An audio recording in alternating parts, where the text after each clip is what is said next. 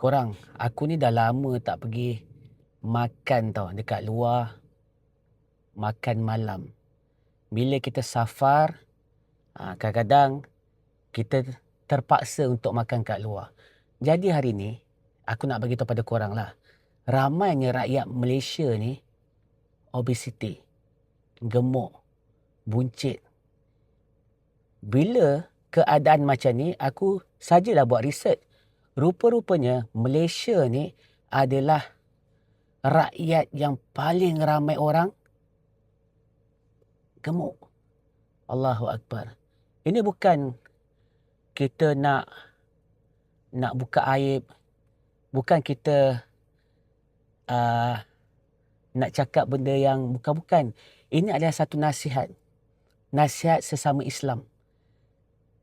Terutamanya aku tengok ada wanita dengan satu family badan besar. Lepas tu ada lelaki yang suami ketua rumah tangga, macam mana badan besar. Korang tahu tak hadis Nabi? Kita sebagai rijal, kita sebagai lelaki, kita akan menghadapi satu fasa yang kita kena bela agama. Kita kena angkat pedang. Kalau keadaan korang macam sekarang, yang dalam keadaan obesiti, macam mana kita nak bela agama Allah? Kalau kita banyak makan, obesiti ni dia bukan, manusia ni dia bukan macam gajah tau. Manusia ni dia bukan macam badak tau. Lahir-lahir dah gemuk. Bukan. Manusia ni, kadang-kadang bayi tu lahir, dia berat. Dia dalam keadaan montel. Sebab mak dia makan gula banyak, gula putih. Mak dia tak jaga pemakanan. Craving lah nak makan ni lah. Coklat meleleh lah. Craving lah nak makan kek. Craving lah nak makan aiskrim. Craving lah nak makan kunafa. Faham tak? Jadi lahirlah anak yang badan besar. Sebab manusia ni dia bukan macam badak. Manusia ni bukan macam gajah. InsyaAllah. Kalau kita jaga makan, insyaAllah. Badan kita akan jadi cantik, fit.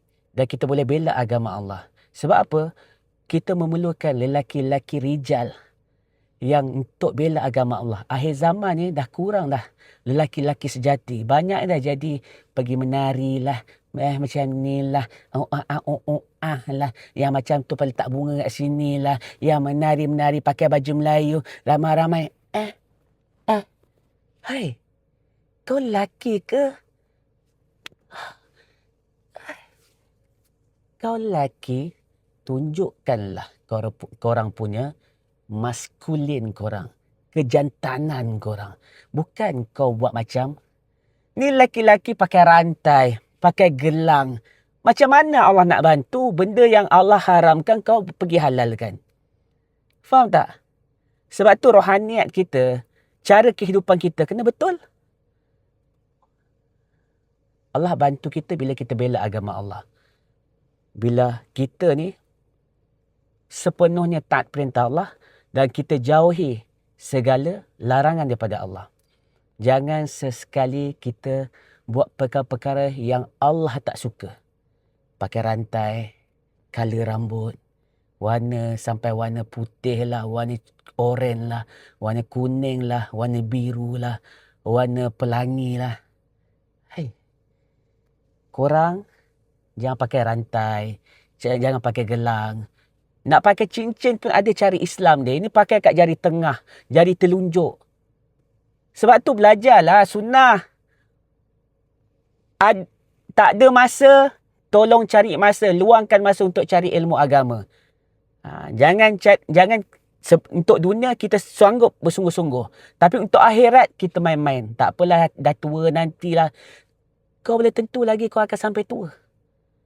Mungkin esok lusa, kejap lagi mungkin kau akan meninggal. Jangan ingat umur kau panjang. Sebab tu orang yang betul-betul orang yang bijak apabila dia buat persiapan MATI dia. InsyaAllah tolong sebar-sebarkan, kesianlah tengok rakyat Malaysia yang badan besar-besar, perut buncit. Dan kita tengok pun hari ni ramai ulama'-ulama' kita perut besar, gemuk. Daripada dulu lagi aku dah cakap benda ni. Tapi orang tak nak dengar. Orang cakap tak apalah, apa nak buat macam mana, orang bagi makan lah. Lepas kuliah kena makan lah. Orang suap lah apa semua. Kan? Kalau tak makan kecil hati, kita boleh kontrol. Jangan bagi alasan macam tu. Dan kita boleh bagi tahu. Contoh kalau ada tempat-tempat yang apa kita pergi kuliah. Kita boleh, orang mesti sediakan makanan. Dan kita boleh request, kata saya puasa ni.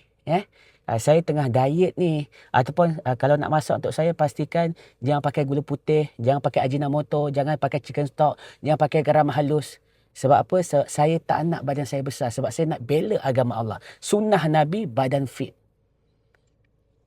Kalau punah kalau ikut punah, jadilah badan air. InsyaAllah apa yang paling penting, La ilaha illallah Muhammadur Rasulullah. Ini baru betul.